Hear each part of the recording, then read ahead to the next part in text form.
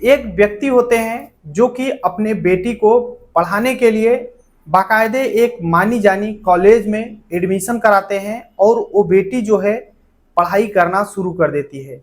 पढ़ने में बेहद तेज तर्राक होती है।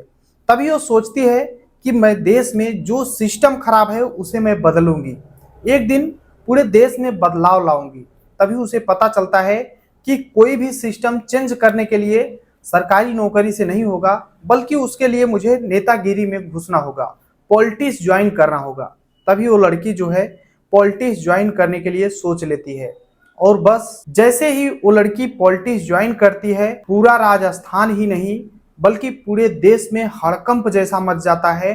कुछ ऐसा होता है जब आप सुनेंगे ना तो वाकई में सोचने पे मजबूर हो जाएंगे। इस कहानी की शुरुआत सन 1990 से होती है और 20 अगस्त 2024 को इस कहानी का अंत होता है।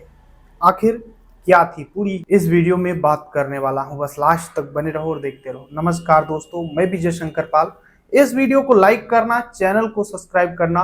रोजाना शाम को 7 बजे हमारी एक नई वीडियो आती है, तो चैनल को सब्सक्राइब करके बेल आइकन को जरूर दबा लेना। बाकी आप लोग कहाँ से हमारी वीडियो देखते हैं कमेंट जरूर कीजिएगा, नेक्स्ट वीडियो में आप सभी का नाम जरूर लूंगा। बाकी हमारे टेलीग्राम चैनल पे ज्वाइन हो जाना, वहाँ पे मैं बहुत सी कहानियां होती हैं, न्यूज आर्टिकल होते हैं जो कि वहाँ पे डालता रहता हूँ, तो वहाँ पे काफी चीजें आपको अपडेट मिलता है। तो मस्ट ज्वाइन रहना, वहां से मुझे पर्सनल बात कर सकते हो, लिंक डिस्क्रिप्शन में है। चलिए स्टार्ट करता हूँ। आज की जो सच्ची घटना सुनाने जा रहा हूँ यह है राजस्थान प्रदेश में अजमेर एक जिला लगता है, यहीं की कहानी है। इस कहानी की शुरुआत सन 1990 में होती है और 20 अगस्त 2024 को इस कहानी का अंत होता है। अजमेर में सभी लोगों ने सुना होगा अजमेर शरीफ दरगाह, जो कि वहाँ की देखभाल करने वाले चिश्ती परिवार के लोग होते हैं। इन्हीं परिवार में से दो नौजवान लड़के होते हैं, एक का नाम होता है नफीस चिश्ती और दूसरे का नाम फारूक चिश्ती होता है। इनका नाम होता है, पूरे अजमेर में इनकी चलती थी उस जमाने में, सन 1990 की बात कर रहा हूँ। जो नफीस चिश्ती और फारूक चिश्ती हैं, ये नौजवान लड़के थे। इनके पास कोई और काम नहीं होता था, दिन भर घूमते टहलते थे। इनका नाम था, ऐशो आराम से जिंदगी जीते थे।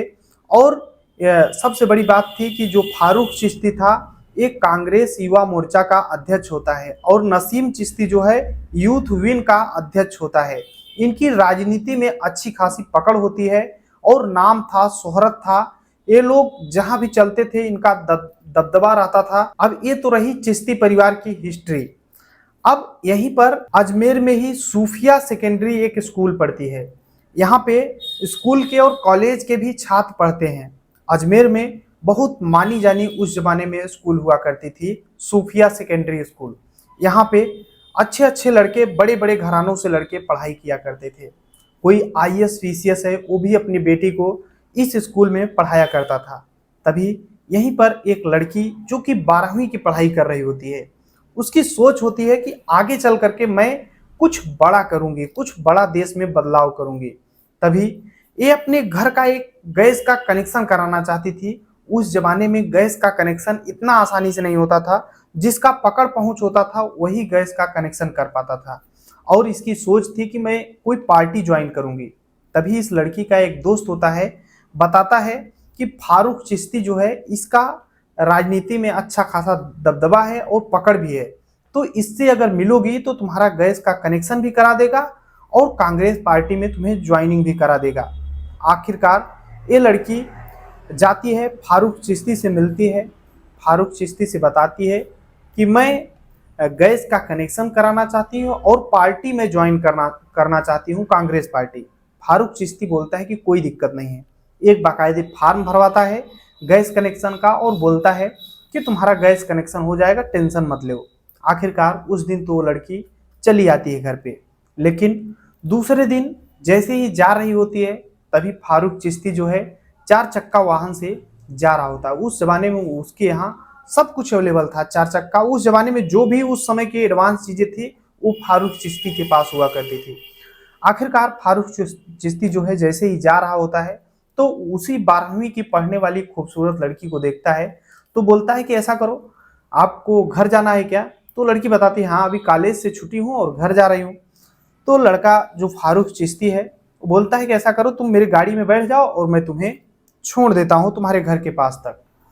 वो लड़की सोचती है कि इससे तो पहले भी मिल चुकी है, यही तो मुझे कांग्रेस पार्टी ज्वाइन करा रहा है, तो इसके साथ बैठ जाने में मुझे कोई दिक्कत है नहीं। आखिरकार वो लड़की जो 12वीं की लड़की है फारूक चिश्ती के कार में बैठ जाती है। अब वो फारूक चिश्ती उस लड़की को लेकर जा रहा होता है, तभी रास्ता चेंज कर देता है। वो लड़की बोलती है कि आखिर आप कहाँ ले जा रहे हो? तो फारूक चिश्ती बोलता है कि वहाँ पर मेरे साहब हैं कांग्रेस पार्टी के बड़े अध्यक्ष, उनसे मैं तुम्हें मिलवा देता हूँ। आखिरकार उस लड़की को फार्म हाउस ले जाता है। वहाँ पर उसके कुछ फारूक चिश्ती के नौकर वगैरह होते हैं। फारूक चिश्ती वहाँ से उतरता है इस लड़की को लेकर। अब लड़की खुशी खुशी जा रही थी, क्योंकि इसको पता था कि कोई अध्यक्ष हैं कांग्रेस के, उनसे मिलना है। अब अंदर फारूक चिश्ती उस लड़की को ले जाता है और उसके कपड़े उतारना शुरू कर देता है। वो लड़की बोलती है आखिर ये सब आप क्या कर रहे हो? फारूक चिश्ती बोलता है कि बस जो कह रहा हूँ शांत होकर के देखती रहो, तभी तुम आगे कुछ कर सकती हो। वो लड़की डर जाती है और मना करने लगती है। फारूक चिश्ती कुछ डंडे मारता है, उसके बाद बोलता है कि बस खड़ी रहो जैसे बोलता हूँ, वरना तुम्हें बहुत ज़्यादा परेशानी हो जाएगी। आखिरकार फारूक चिश्ती उस 12वीं की लड़की के साथ गलत काम करता है, शारीरिक संबंध बनाता है। इतना तो ठीक था, लेकिन उस जमाने में वीडियो तो ज़्यादा बन नहीं पाते थे कुछ, लेकिन कैमरे हुआ करते थे और उन कैमरों से फारूक चिश्ती बाकायदे उस लड़की का फोटो खींच लेता है अपने साथ बिना कपड़ों के, और बोल देता है कि देखो अगर किसी से तुम बताओगी तो ये फोटो जो है मैं छपवा दूंगा गली गली में और तुम्हारा हो जाएगी बेइज्जती, इसलिए तुम शांतिपूर्वक जाओ और किसी से बोलना मत कि फारूक चिश्ती तुम्हारे साथ गलत काम किया। वो लड़की डर जाती है और बोलती है ठीक है मैं किसी से नहीं बताऊँ। उस दिन तो चली जाती है, लेकिन दूसरे दिन फिर से जब कॉलेज जा रही होती है, अब वो फारूक चिश्ती फिर से पहुंचता है कार लेके और बोलता है, उस दिन वो फोटो निकलवा चुका था, जो फोटो खींचा था उसको हाथ में बाकायदे लिया हुआ था, और बोलता है कि ये फोटो देख रही हो? वो लड़की बोलती है, पैर पकड़ती है, ऐसा क्यों कर रहे हो मेरे साथ? तो फारूक चिश्ती बोलता है कि ऐसा करो, अगर तुम्हें बचना है तो फिर से वहीं पर आ जाना फार्म हाउस पे। अब वो लड़की बेबस होकर के अपने आप फार्म हाउस पे जाती है। अब उस दिन फारूक चिश्ती नहीं बल्कि उसके कुछ दोस्त होते हैं, जैसे नसीम चिश्ती और भी जो दोस्त थे उस लड़की के साथ संबंध बनाते हैं। अब वो लड़की रोती है, पैर पकड़ती है, बोलती है कि फोटो मुझे दे दो, अब ऐसा मत करो। तभी फारूक चिश्ती जो है बोलता है कि ठीक है फोटो तो तुम्हें दे दूंगा, लेकिन तुम्हें एक काम करना होगा, अपनी कोई खूबसूरत सहेली मेरे पास लेकर आओ और फिर तुम्हारा फोटो मैं तुम्हें दे दूंगा और तुम बरी हो जाओगे, तुम्हारे साथ फिर कोई कभी नहीं करेगा कुछ। तुम अपनी सहेली को बस बहला फुसला कर मेरे यही फार्म हाउस पर ले आओ। अब वो लड़की खुद बचने के लिए अपनी एक खूबसूरत सहेली को उसके फार्म हाउस पे ले जाती है, बोलती है कि कुछ रिश्तेदार हैं मेरे, तुम्हें मिलना है वहीं पर चलो। अब ये लड़की उस अपने सहेली को वहीं फार्म हाउस पे ले जाती है। अब वो लोग एक नहीं बल्कि कई लोग उस लड़की जो 12वीं की लड़की थी उसकी सहेली के साथ कई लोग संबंध बनाते हैं। अब उसका भी फोटो ले लेते हैं बाकायदे। अब उस लड़की से जो दूसरी वाली लड़की थी उससे बोला जाता है कि तुम अपनी सहेली को लेकर आओ, वरना जो फोटो है सभी गांव-गांव में चिपका दिया जाएगा, फिर तुम कहीं की नहीं रहोगे। अब वो भी लड़की डर जाती है, वो अपनी सहेली को ले जाती है। इसी तरीके से अब ये चीजें बाकायदे सर्कल बन गया था, एक नहीं, दो नहीं, तीन नहीं, बल्कि 100 लड़कियों के साथ ऐसे ही गलत काम किया जाता है। अब जब इतना भारी मात्रा में ये सब चीजें होने लगी, अब इन लड़कियों को एक जगह नहीं बल्कि नई नई जगहों पर ले जाया करता था। अब तो पहले सिर्फ फार्म हाउस में, अब दूसरी जगहों पे इन लड़कियों को ले जाया जाने लगा। यानी उन लड़कियों को इस तरीके से ब्लैकमेल किया जाने लगा कि जहां बुलाया जाता था वहां पे वो लड़कियां पहुंचने के लिए मजबूर हो जाती थी। लेकिन अब जब 100 लड़कियां हो जाती हैं तो उसमें से 2 लड़कियां हिम्मत जुटाती हैं। हिम्मत जुटाने के बाद बाकायदे पुलिस के पास जाती हैं और बताती हैं कि साहब मेरे साथ ही नहीं बल्कि मेरी जैसी सैकड़ों लड़कियों के साथ इस तरीके से ये चिश्ती परिवार के लोग गलत काम कर रहे हैं और उसके दोस्त, यानी भारी मात्रा में गलत काम हो रहा है। अब पुलिस को जैसे ही पता होता है, अब पुलिस जांच पड़ताल में लग जाती है। अब जैसे ही जांच पड़ताल करती है पुलिस को ये चीज़ अंदाज़ा लग जाता है कि ये चीज़ भारी मात्रा में हो रहा है। पुलिस को बाकायदे पता हो जाता है, तो पुलिस सोचती है कि अब अगर ये मामला खुलता है, क्योंकि चिश्ती परिवार के लोग जो थे राजनीति में इतनी इनकी पकड़ थी कि कोई इनके ऊपर हाथ नहीं उठा सकता था। तो पुलिस सोचती है कि इनके ऊपर तो मैं हाथ उठा नहीं सकता, इनका कुछ कर नहीं सकता। अगर मैं मामला को उजागर करता हूं तो एक तरफ ये मुस्लिम है चिश्ती परिवार के लोग, और दूसरी तरफ जो लड़कियां थे हिंदू थे, तो हिंदू और मुस्लिम में दंगा हो सकता है। इसलिए पुलिस अब मामले को दाबना शुरू कर देती है। अब जैसे ही दाबना शुरू करती है, यानी किसी को पता नहीं, अब अंदर अंदर लोगों को पता चल जाता है कि पुलिस को पता है मामला, लेकिन पुलिस कोई कार्रवाई नहीं कर रही है। अब ये चीज़ें भारी मात्रा में होने लगती हैं। भारी मात्रा का मतलब ये है कि ये जो चिश्ती परिवार के लोग थे, जैसे ये था, क्या नाम है इसका, फारूक चिश्ती, ये मतलब ये चीज़ों को भारी मात्रा में अपने दोस्तों से कराने लगा। मतलब जो बड़े बड़े कुछ राजनीति में छोटे राजनीति वाले थे और जो बड़े बड़े बिजनेसमैन थे, उनके पास पैसों से भी भेजने लगा, यानी इससे पैसे भी कमाने लग गया। अब ये चीज़ें भारी मात्रा में होने लगी। अब क्योंकि पहले तो एक दो लड़कियों का फोटो निकलवाना होता था, पहले तो ऐसा था ना कि कहीं भी फोटो निकलवा लो, फोटो निकलवाने के लिए बाकायदे लैब में जाना पड़ता था। तो फारूक चिश्ती का एक दोस्त होता है महेश शिवदानी जिसका नाम होता है, वो बड़ा कलर लैब चलाता था, और वहाँ पर जो फारूक चिश्ती है अपने दोस्त महेश शिवदानी के कलर लैब में ले जाता था और उससे फोटो निकलवाता था। लेकिन अब सैकड़ों की संख्या में जब लड़कियों को फोटो निकलने लगे तो महेश शिवदानी अकेले तो निकाल नहीं पाता था। अब इसके लड़के रहते थे, उनसे फोटो निकलवाता था। अब वो लड़के जो हैं एक फोटो निकालते थे, एक तो इसको दे देते थे जो फारूक चिश्ती होता है, बाकायदे और फोटो निकाल करके अपने पास रख लिया करते थे। अब वो लड़के जो थे, लैब वाले जो लड़के थे, वो लड़के अब खुद लड़कियों से कांटेक्ट करने लगते और वही फोटो दिखाते, देखो ये तुम्हारा फोटो मेरे पास आ चुका है, अगर तुम चाहती हो कि ये फोटो वायरल ना हो तो तुम अब मेरे बुलाए हुए स्थान पर आओ। अभी तक तो फारूक चिश्ती किया करता था, लेकिन अब जो कलर लैब के लड़के जो काम करते थे वो करने लगते हैं। अब कलर लैब के जो लड़के थे उनके दोस्त भी करने लगते हैं। अब कलर लैब के जो लड़के थे वो पैसे ले करके उस फोटो को बांटा करते थे, बेचा करते थे कि ये फोटो ले और लड़कियों को ब्लैकमेल करके अपने पास बुला लो। अब ये चीजें भारी मात्रा में होने लगी, लगभग 300 से 500 लड़कियां जो हैं इसकी शिकार होने लगी। अब फारूक चिश्ती के नौकर जो थे, ड्राइवर जो थे, ये सभी ये सब काम करने लगे। फोटो बस कहीं से पा जाते और जाते उन लड़कियों से मिलते, बाकायदे कॉलेज वगैरह आते हुए उन लड़कियों को बाकायदे यही फोटो दिखाते और उनके साथ गलत काम करते ब्लैकमेल करके। अब वहीं पास में एक सावित्री स्कूल होती है, वहां पर भी लड़कियां पढ़ाई करती थी, वहां पे भी लड़कियों को ब्लैकमेल किया जाने लगा, उनसे भी यही सब काम करने लगे। अब ये चीज कब से कब तक चली, सन 1990 से स्टार्ट हुई और 1992 तक ये चीज खूब धड़ल्ले से चल रही थी। वहां के जो निजी पत्रकार थे वो भी ये चीज करते थे, वो भी मिलते थे, करते थे, बोलते थे कि मुझे मेरे साथ करो, नहीं तो मैं तुम्हारा बाकायदे फोटो फिर उस पे न्यूज पे वायरल कर दूंगा। अब वो लड़कियां पत्रकारों के साथ भी गलत करती, पुलिस वाले, यानी सभी लोग इसमें शामिल हो चुके थे। अब ये चीजें काफी तेजी से चल रही थी, पुलिस मूक दर्शक बन करके देख रही थी। अब समय धीरे धीरे बीत रहा होता है, तभी एक दिन एक व्यक्ति होता है देवेंद्र जैन।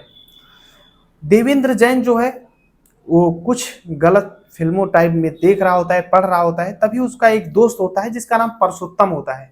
परसोत्तम देवेंद्र जैन को बताता है कि देवेंद्र जैन तुम ये सब क्या देख रहे हो यार, अगर तुम्हें देखना है तो डायरेक्ट देखो ना लड़की को बुला करके। तो देवेंद्र जैन बोलता है कि ये सब कैसे होगा, तो परसोत्तम बताता है कि ये देखो फोटो है ना, ये फोटो मुझसे खरीद लो और इस लड़की को तुम उससे मिलो और ब्लैकमेल करके अपने पास बुला करके संबंध बनाओ। अब देवेंद्र जैन परसोत्तम से वो फोटो ले लेता है पैसे दे करके। अब जब फोटो लेता है तो उसे लगता है कि भारी मात्रा में ये चीजें हो रही हैं। अब वो कई फोटो इकट्ठा करना शुरू कर देता है देवेंद्र जैन। अब ये फोटो उस समय दैनिक नवज्योति अखबार हुआ करता था, उसके पास पहुंचता है, उसके संपादक जो थे दीनबंधु चौधरी, उनसे मिलता है देवेंद्र जैन और फोटो दिखाता है, बोलता है कि देखिए ये चीजें धड़ल्ले से चल रही हैं पूरे अजमेर में और पुलिस बिल्कुल भी कार्रवाई नहीं कर रही है। देवेंद्र जैन जब दीनबंधु चौधरी से बताती है तो वो अब ऐसे तो कुछ कर नहीं सकते थे, अब वो सबूत इकट्ठा करने लगते हैं अलग अलग जगहों पे। उन्हें भी ये चीज आभास फुल जानकारी हो जाती है कि वाकई में ये चीजें भारी मात्रा में चल रही है स्कूल की लड़कियों से। इन लड़कियों में 18 साल से 20 साल की लड़कियां थी और इनके साथ गलत काम हो रहा है। अब दीनबंधु चौधरी जो थे बड़े बड़े आला अधिकारियों के पास जाते हैं और बताते हैं कि देखिए साहब, ये सब चीज़ें गलत हो रहा है, आप लोग एक्शन लीजिए, न जाने कितनी लड़कियों की ज़िंदगी खराब हो रही है। अब बड़े बड़े आला अधिकारी बोलते हैं कि दीनबंधु जी आप शांत रहिए, ये मैटर कोई आसान नहीं है, इसको दबाया नहीं जा सकता है और जो चिश्ती परिवार के लोग हैं उनके खिलाफ कोई आवाज़ नहीं उठा सकता, तो जो हो रहा है चलने दो। दीनबंधु जी सोचते हैं कि आखिर मैं करूं क्या। अब ये बड़े बड़े अधिकारियों के पास जाते हैं, अब कोई नहीं सुनता है, क्योंकि चिश्ती परिवार इतने मजबूत थे, इतना उनके पास पैसा था, इतना इनकी राजनीति में पकड़ थी कि कोई कुछ बोल नहीं सकता था।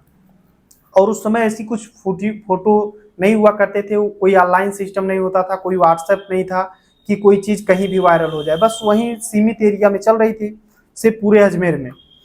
अब अ, क्योंकि बड़े बड़े अधिकारी इसलिए नहीं सुन रहे थे कि एक तरफ हिंदू लड़कियां, दूसरी तरफ जो आरोपी थे वो मुस्लिम थे, तो सोचते थे कि दंगा हो जाएगा अगर लोगों को पता चला। अंदर अंदर लोगों को पता था, लेकिन फुली अंदर जैसे मुझे बस पता है तो मैं क्या करूंगा अकेले, कोई मतलब फुल रूप से कोई आवाज नहीं उठा पा रहा था। अब समय धीरे धीरे बीत रहा होता है, जो दीनबंधु चौधरी थे वो सोचते हैं कि आखिर करूं क्या, जब कोई नहीं सुनता। तो 22 अप्रैल 1992 की बात होती है। वो अखबार में बाकायदे डिटेल में छाप देते हैं कि पुलिस कुछ नहीं कर रही है। इस तरीके से पूरे अजमेर राजस्थान में ये चीज़ें फैल रही हैं, लड़कियों को शिकार बनाया जा रहा है। अब जैसे ही अखबार में छपता है, अब पुलिस उसका खंडन, पुलिस कौन कहे, पुलिस को कार्रवाई करने के लिए पुलिस उसका खंडन करने लगती है। पुलिस बोलती है कि देखिए ये सब कुछ नहीं हो रहा है, अखबार वाले गलत अपना टीआरपी लेने के लिए छाप रहे हैं। अब सच में कुछ नहीं होता है, पुलिस खंडन कर देती है। समय धीरे धीरे बीतता है।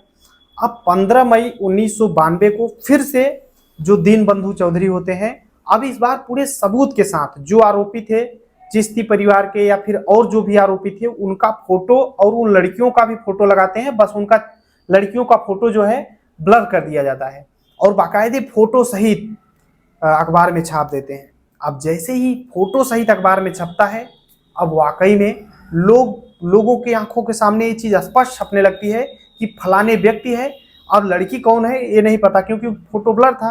अब लड़की कौन है नहीं पता, लेकिन ये व्यक्ति गलत काम कर रहा है। एक नहीं बल्कि कई फोटो अब नवज्योति अखबार में छप जाते हैं। अब जैसे ही छपता है, अब लोग पूरी जनता सड़क पे निकलने लगती है, लोग कार्रवाई की मांग करने लगते हैं, जगह जगह पे दंगे फैलने लगते हैं। अब 3 दिन अजमेर बंद हो जाता है, एनएसए लागू हो जाता है और जो पुलिस है अभी भी कोई कार्रवाई नहीं कर रही है। पुलिस बोल रही है कि बिना एफआईआर दर्ज हुए हम कुछ नहीं कर सकते हैं, सिर्फ अखबार की वजह से हम किसी को गिरफ्तार नहीं कर सकते हैं। पुलिस अभी भी कुछ करने के लिए तैयार नहीं थी। अब पुलिस बोलती है कि बिना हम कोई लड़की जब तक एफआईआर नहीं करेगी हम कुछ नहीं करेंगे। जब नवज्योति अखबार ये चीजें छापने लगा तो और जो छोटे मोटे अखबार थे वो भी छापने लगे। अब ये मामला पूरे राजस्थान में वायरल होने लगा। तभी मदन सिंह होते हैं, वो भी अखबार छापा करते थे उस समय, और वो अब रोजाना एक के बाद एक नए खुलासा रोजाना करने लगे। अब जब खुलासा वो करने लगे मदन सिंह, तो मदन सिंह को रोजाना धमकियां मिलने लगी और एक समय ऐसा आता है कि उनके ऊपर जानलेवा हमला होता है। उस समय तो बच जाते हैं, लेकिन थोड़ा और टाइम बीतता है। एक बार मदन सिंह को किसी ने इस दुनिया से हटा दिया गोली से। अब पुलिस इंतजार कर रही थी, अभी भी कुछ नहीं कर रही है पुलिस, सिर्फ एफआईआर का इंतजार कर रही है।